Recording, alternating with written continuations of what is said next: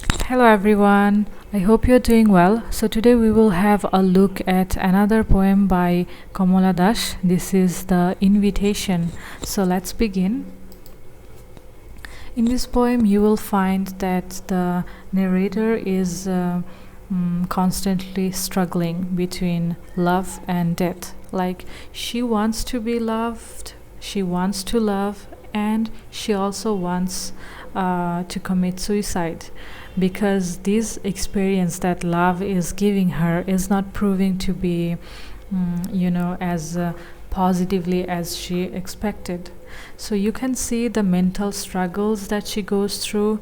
She suffers from insecurity. She is very nostalgic about the relationship, about the lover who probably left her for good. So the pain is too much, and she just feels like taking her own life. Now, about the title, who is inviting who? Is actually conversation between the narrator and the sea. The sea is inviting her to commit suicide by drowning in the sea. You can also, interpret it in this way that the sea actually represents her dark thoughts. Okay, so let's start reading the poem. Now, one thing you need to remember before starting is that be careful about who is speaking and when, okay? Because there are like no distinctive gaps. You just have to be careful. All right, so I have a man's fist in my head today, clenching, unclenching. I have got all the Sunday evening pains. So the narrator, she is thinking about this relationship. She feels an excruciating pain. The sea is garrulous today. Come in, come in. What do you lose by dying? And besides, your losses are my gains. So this is the sea that is inviting her. The sea is like, just get rid of this pain by dying, and you lose nothing if you die. Why? Because you have nothing. The relationship is dead, the partner is long gone, so actually you don't lose anything if you die. Oh, see, let me shrink or grow, slosh up, slide down, go your way. I will go mine. He came to me between long conferences, a fish coming up for air, and was warm in my arms and inarticulate. Okay, so here we get an idea about how the relationship was from the man's perspective. And it was a very casual one, like he probably came to her only to satisfy his own physical needs. You are diseased with remembering. The man is gone for good. It would indeed be silly to wait for his returning. Come in, come in. So again, the sea is trying to convince her that this man will never return, so she better just give her hopes up. Oh, sea, just leave me alone. As long as I remember, I want no other. On the bed with him, the boundaries of paradise had shrunk to a mere 6 by 2, and afterwards, when we walked out together, they widened to hold the unknowing city. So, narrator, she was happy with the relationship, and whenever they were in bed together, to her it felt as if it were paradise.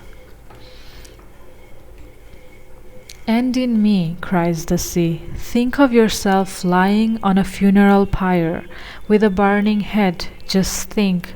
Bathe cool, stretch your limbs on cool, secret sands, pillow your head on anemones.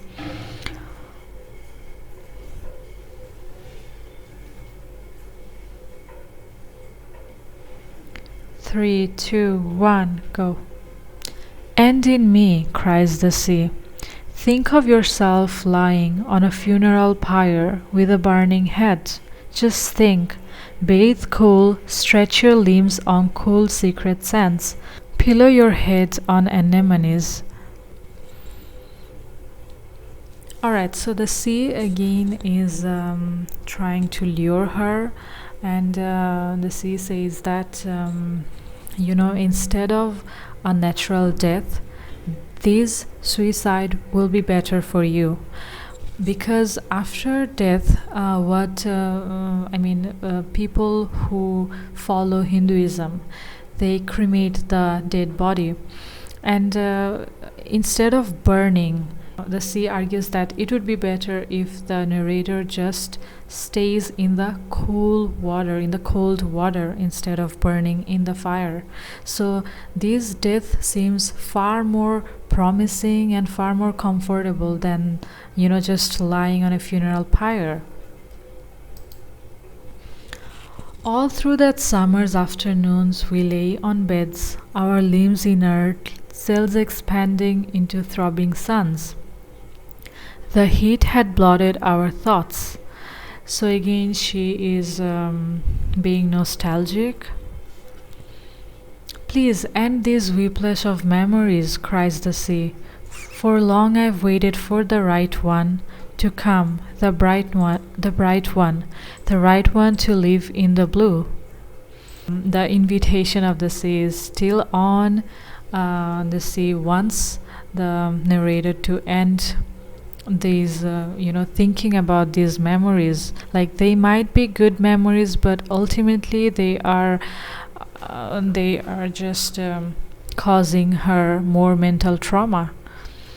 No, I am still young and I need that man for construction and deconstruction. Leave me. So she argues that she is too young to die and that she needs that man in her life. Now, whether it is in order to construct that life or deconstruct that life, but still she needs him and she needs that relationship. She just cannot let go. The sea shall bear some prying and sardine violations, but I tell you, the sea shall take no more, the sea shall take no more. The tides beat against the walls, they beat in childish rage. So the sea is being childish, the sea is being very persuasive, like negatively persuasive, but yes, you cannot, it's hard to resist right now. Darling, forgive. How long can one resist?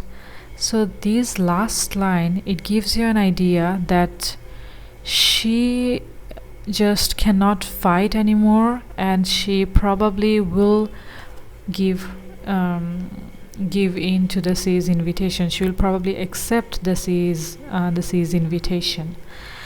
And yeah, that's all from this poem. So just remember that the sea is actually herself, but an alter ego. So on one hand, she wants to believe in this relationship, she wants to carry on, but on the other hand, she's just finding it too difficult. She wants to give up.